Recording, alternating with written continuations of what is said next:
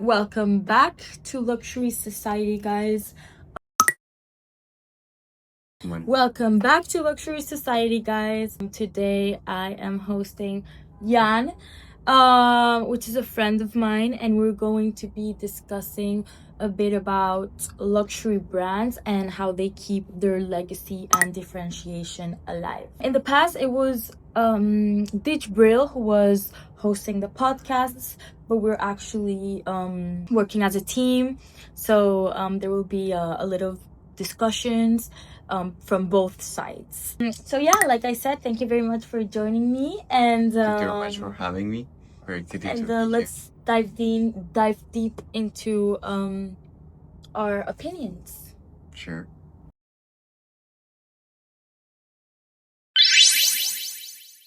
Thank you so much for doing this with me today. Today we're going to talk about how luxury brands keep their legacy alive and their differentiation intact, particularly for brands like Chanel, Balmain, Yves Saint Laurent, or even Alaya, which is a bit less known. Even in a world where fashion moves super fast, I'd like to know about your personal reasoning and thoughts about how the legacy is kept. Sure. Okay. Well, I think definitely for these particular brands, the legacy is what keeps them alive and it's part of their identity, right? Because when a person buys, for example, a coat from Yves Saint Laurent, they're not buying just a coat. It's also like its origin, its connection to the original designer, the story, the meaning. Um, it's the same with the twill coat from Coco Chanel. It's something that has its own history, is iconic, and even if nowadays like designers do like things in some way differently from what it was at that point, it keeps its own sense, and still until now it has the same soul, right? Yeah. So this like sense of this taste of uniqueness also Yeah, and exactly. exclusivity.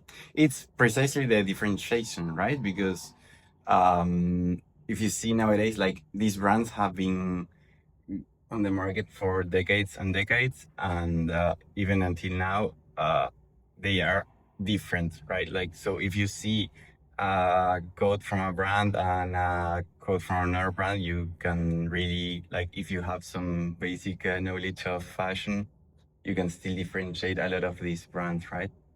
Definitely. I think, for example, when you see someone, let's say, wearing a Chanel bag, and you see the same person wearing, well, a non-recognizable brand, like with such strong brand power, it does have a different, even an effect.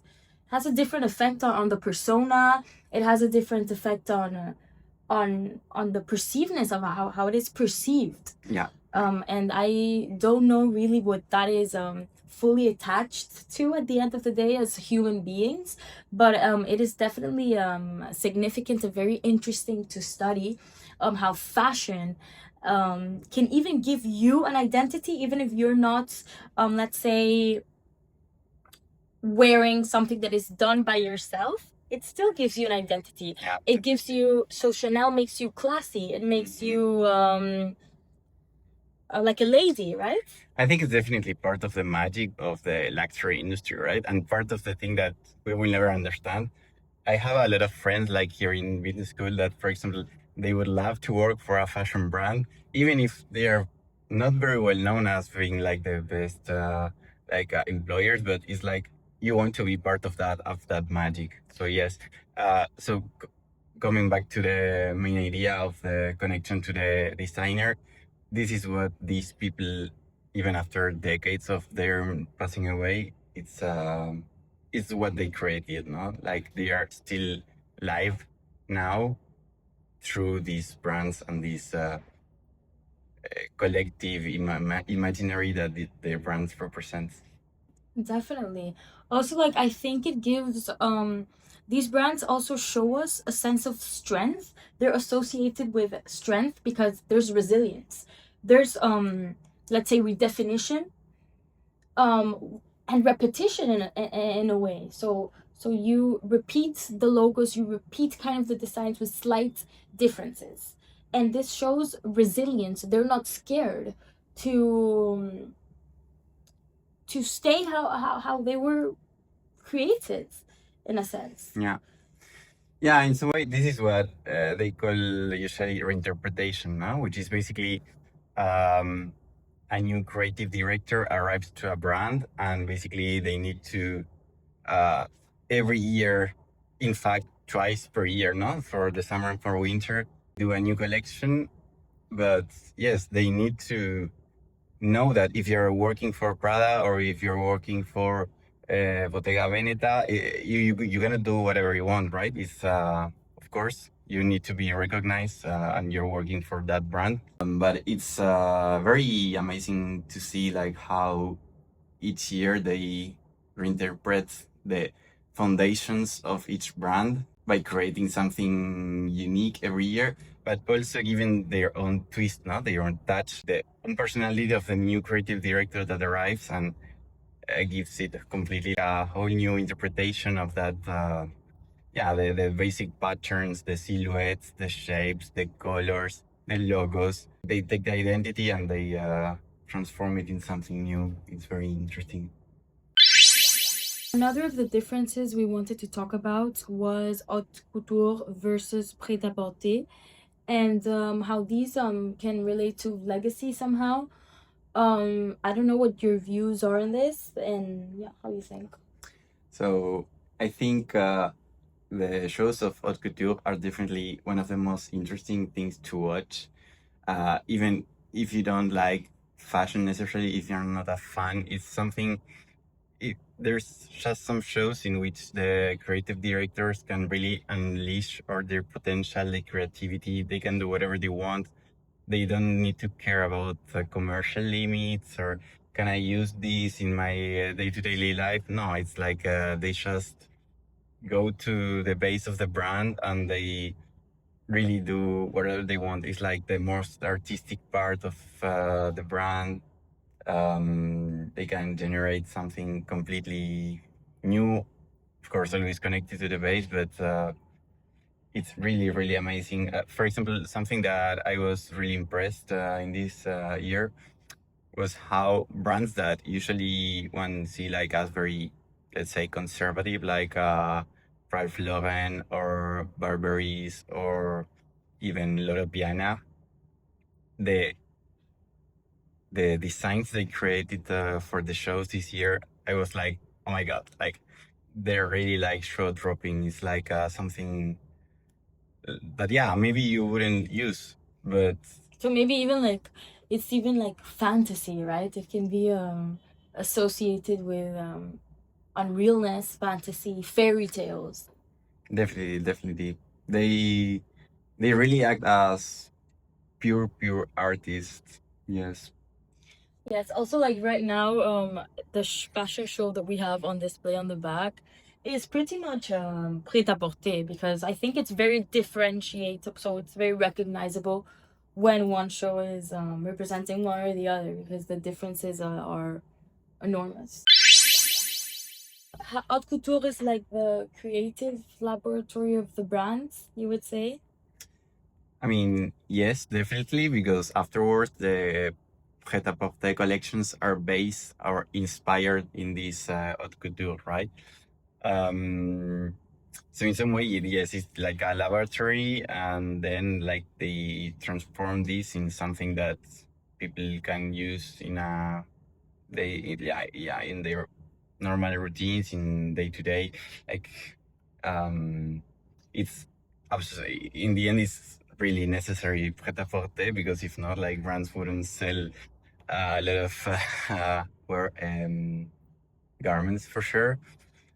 So it's like, yes, it's what makes the product sellable and really usable for different occasions. But So we would say that it's a bit also like where you can deviates from that fixed identity that some brands have. You know, it's a moment where you can really step more out of it.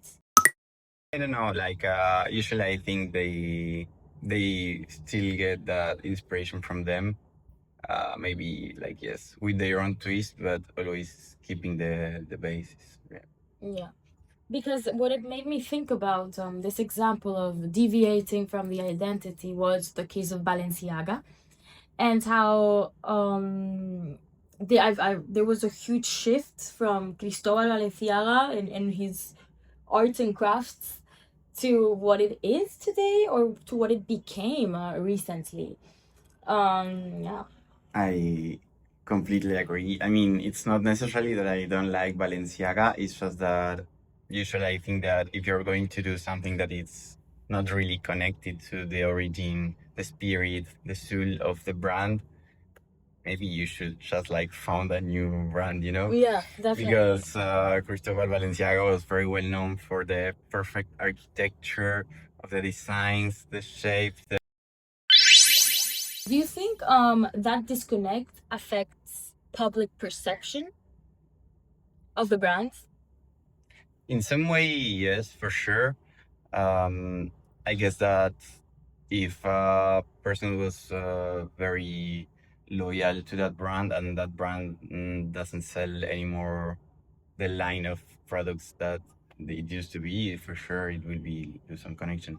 I mean, maybe the transformation could work for some brands, but in the case of Balenciaga, we see the opposite. Now we see that the sales are not going well.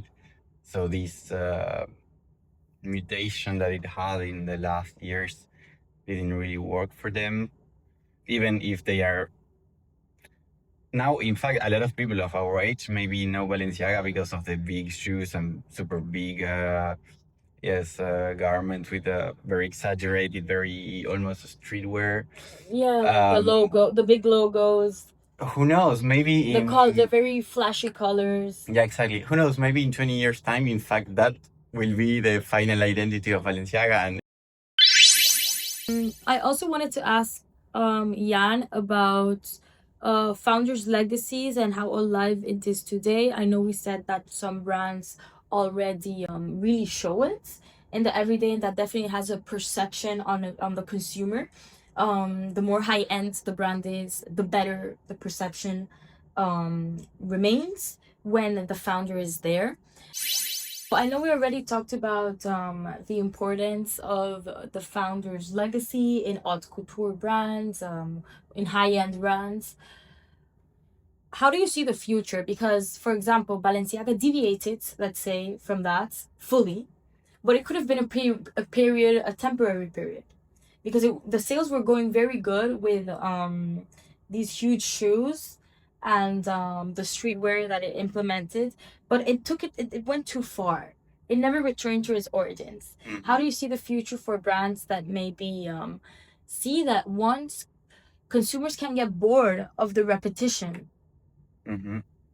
Well, I think definitely nowadays we see a lot of brands that for some periods, like they are just in the brink of disappearing because the artistic director, I really wouldn't like to mention names here if not to be polemic. So they take the brand to a point that it's not attractive anymore, and everyone thinks that there is no way back, no return. But in the end, like a new creative director arrives. I can think about JW Anderson, who is known like for reviving brands, right? So yes, and also I have understood, for example, that a brand like Balmain during some years it stopped creating new designs, and it was only after a couple of decades that they took again the brand and they really wanted to revive it. So who knows? I mean, I think the future is very open and you never know what can happen with each brand. But it is very interesting because for a brand like Balmain, for example, you can either have a vision of Balmain is a sweatshirt with the name Balmain, Yeah. or Balmain is architectural showroom. Yeah. These are the two ways of seeing Balmain. These are the two ways of Yeah. seeing many brands, and I feel like we don't have that with Chanel. No, definitely. I mean, all of us, like, it's well known, right? Like this pyramid of like Chanel and Hermes, Dior would never put in risk their brand The brand's value in image that way. value. I definitely agree. But in some way, it's true that a lot of brands, just to generate some cash flow, they need to create some products that are more Affordable. accessible luxury. So yes, I mean, it's definitely, I mean, I really don't see any kind of sense of buying a t-shirt with a luxury logo. For me, it's like, it's not luxury, you know, it's where is the design there? Where is the differentiation of the product? Where is like maybe, yes, you could say, okay, the quality of the t-shirt is very good, but for me, doesn't make a lot of sense. So yes, but I think it's part also. I mean, we can never forget the commercial part of brands. I mean, you have the art, the design, and the money, right? So it's part of it. Yeah, you can even layer it in 3 parts, because you have the creative lab, you have the identity, prêt-à-porter, or like high-end clients, and then maybe you have the affordability of it, if the brand is willing to. Okay, so thank you very much for the discussion today, and Thank you very much for having me. It was very interesting to discuss it's about definitely all of this. made me think a lot on yes, on when you don't want to risk the image, but you need cash flows, and how you can navigate through that, also even from a more business point of view or financial point of view. Definitely. Okay. Thank you very much. Thank you.